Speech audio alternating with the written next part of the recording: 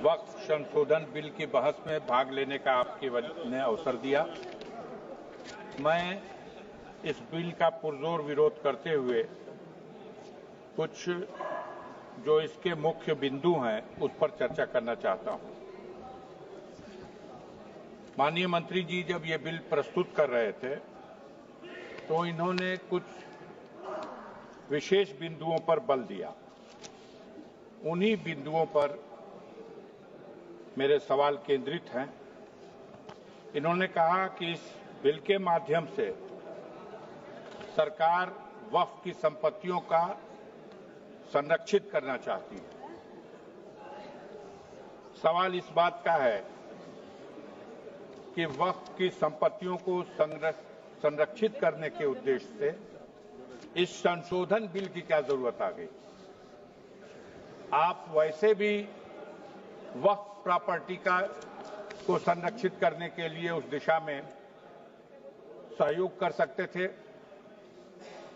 अलग बिल बना करके आपने ये प्रयास किया और आपके मंत्री जी ने कहा कि इसके माध्यम से हम देश में जो अल्पसंख्यक बैकवर्ड तबका, पसमादा तबका के मुसलमान है उसको अधिकार देना चाहते हैं, उसको इस प्रॉपर्टी का लाभ देना चाहते हैं।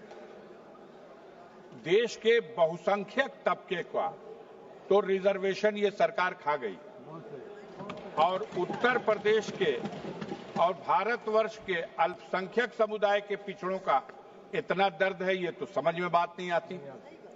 इन्होंने ये भी कहा कि इस बिल के माध्यम से हम अल्पसंख्यक महिलाओं के कल्याण की योजनाएं लाएंगे, उनका कल्याण करेंगे, उनकी सहभागिता इसमें होगी। अजीब सवाल है कि जो सरकार महिला बिल तो पास किया हुआ है इस सदन, लेकिन उस महिला बिल को लागू करने के सवाल पर कान में तेल डाल के बैठी हुई है। सदन के मुखिया अपने परिवार का संरक्षण तो कर नहीं सके, उसको तो न्याय दे नहीं सके, उसको तो अधिकार दे नहीं सके, और अल्पसंख्यक महिलाओं को वो अधिकार देने की बात करते हैं। इसी तरह आगे इन्होंने ये भी कहा कि इस बिल के माध्यम से जो वक्फ की प्रॉपर्टी है उस प्रॉपर्टी का हम अच्छा प्रबंध करेंगे। अब बहस हो रही है बाहर कि अरे एक मिनट तो हुआ महाराज, ऐसा अन्याय मत करिए। बाहर ये बहस चल रही है। हमसे लोगों ने पूछा कि राष्ट्रीय स्मारकों का तो ये संरक्षण कर नहीं पा रहे हैं। देश का लाल किला बनाया शाहजहां ने और उसको दे दिया गया संरक्षण करने के लिए किसी प्राइवेट को।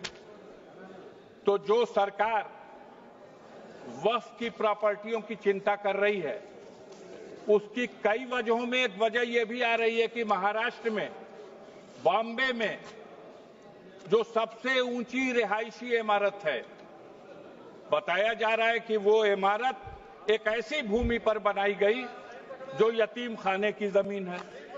तो जब ये यतीम खाने की जमीन, तो इस सवाल को लेकर के सरकार की चिंता बढ़ गई।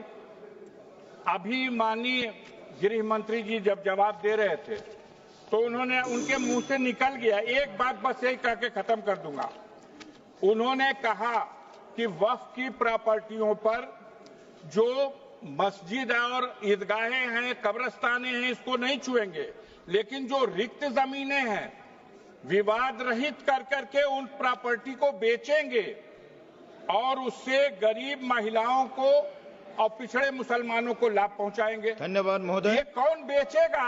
माननीय सदस्य श्री अमरिंदर सिंह ये तो वही नीति आ गई जो लोग कहते आए हैं सिंह जी कि बेचने और खरीदने का ही